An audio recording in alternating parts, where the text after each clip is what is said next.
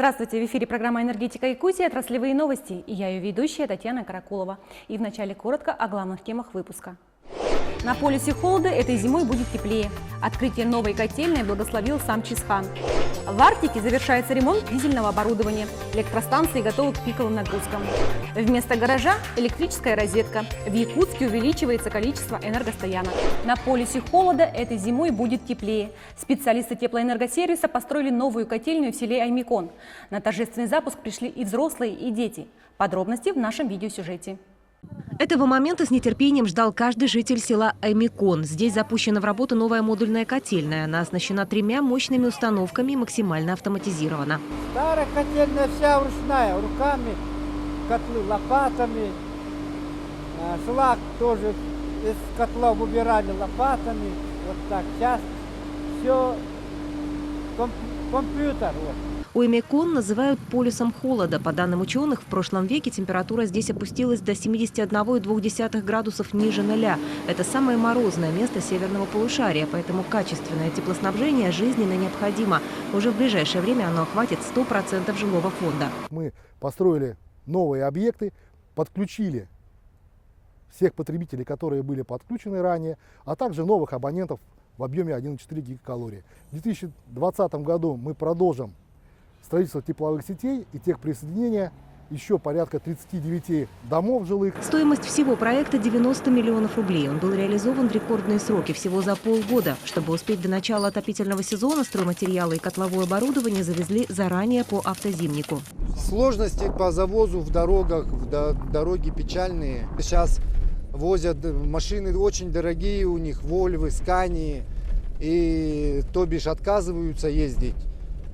Там мосты по тоннажам не вывозят.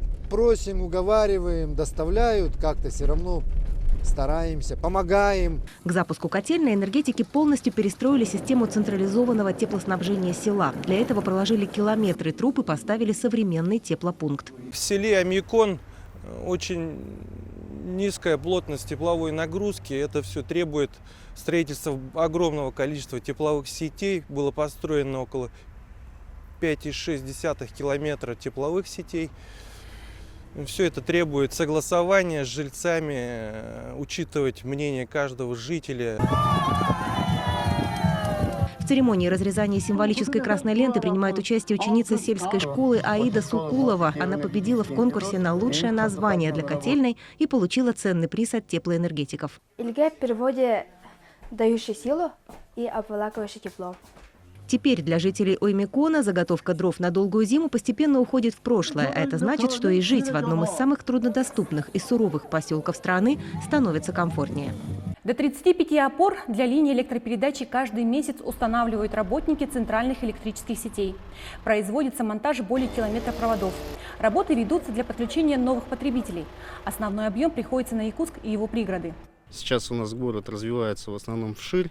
То есть у нас появляются новые объекты в Хатасах, в Табаге, в Нанамском тракте, вот тоже микрорайон Северный, там 500, по-моему, участков выделено под расселением многодетных семей.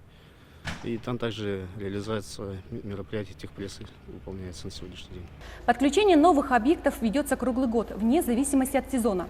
Единственное неудобство – на время присоединения приходится отключать ряд потребителей в целях соблюдения правил безопасности. Сахаэнерго завершает плановый ремонт дизельного оборудования отдаленных электростанций. Наибольшее количество, 15 единиц дизельных двигателей, отремонтировали специалисты верхоянских электрических сетей. И еще 10 единиц персонал янских электрических сетей. Ремонтная программа охватила 23 района Якутии. По итогам 9 месяцев ремонты дизельного оборудования выполнены в объеме 107%. План составлял 91 единица, фактически выполнено 97 единиц оборудования. Ежегодная ремонтная программа Сахаэнерго начинается с марта после доставки автозимниками запасных частей и является залогом безаварийной работы в условиях Крайнего Севера. При поддержке Якутскэнерго в городе появляются новые электрические парковки для автомобилей. Спрос на них стабильно растет с приближением отрицательных температур. Благодаря электричеству во время стоянки происходит подогрев двигателя и стоек. Как это работает, расскажем в нашем следующем видеосюжете.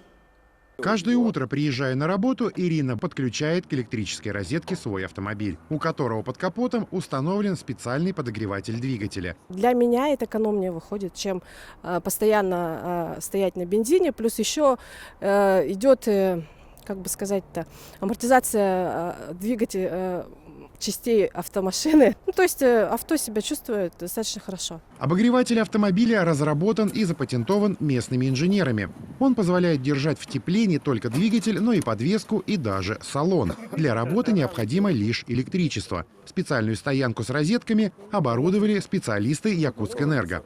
Удобствами системы уже пользуются 36 человек, и отбоя от желающих нет. В 2013 году я придумал эту парковку, да, и сначала было всего 11 машин, никто не верил, боялись, что машина замерзнет и не заводится, но после этого уже мы зимовали, все машины справны были. В планах сделать такие стоянки общедоступными. Пилотная площадка сейчас установлена в поселке Жатай на территории бассейна, а в будущем уличные розетки появятся и в жилых районах столицы региона. В городе Якутске сейчас прорабатываем вопрос на 3 пилотных участков.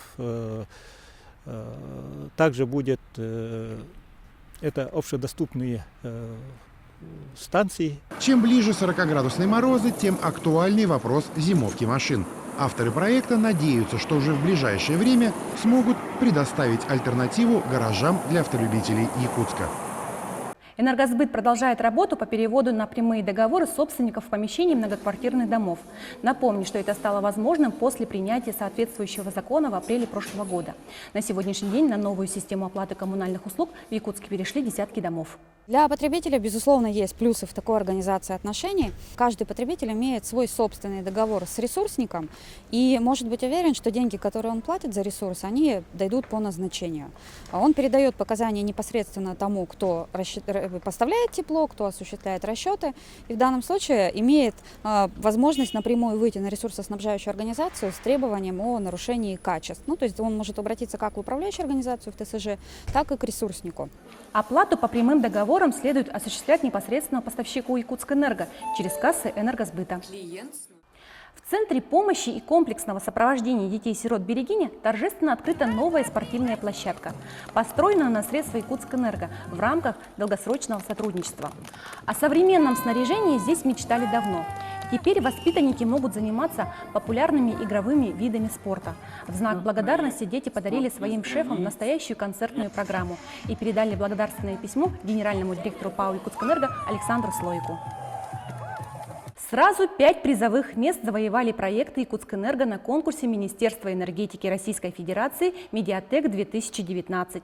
В числе лауреатов цикл портретных телесюжетов компании «Саха-Медиа» «Мой папа энергетик», информационные сюжеты Дмитрия Макарова «ГТРК Саха» и ряд проектов при службе ПАО Якутскэнерго, корпоративная газета КПД, энциклопедия юного энергетика и наша передача «Энергетика Якутии». Это показатель того, что мы на верном пути, но мы не должны, в общем, успокаиваться и почивать на лаврах, мы должны двигаться дальше, потому что вообще информационное пространство, оно требует постоянного присутствия на нем.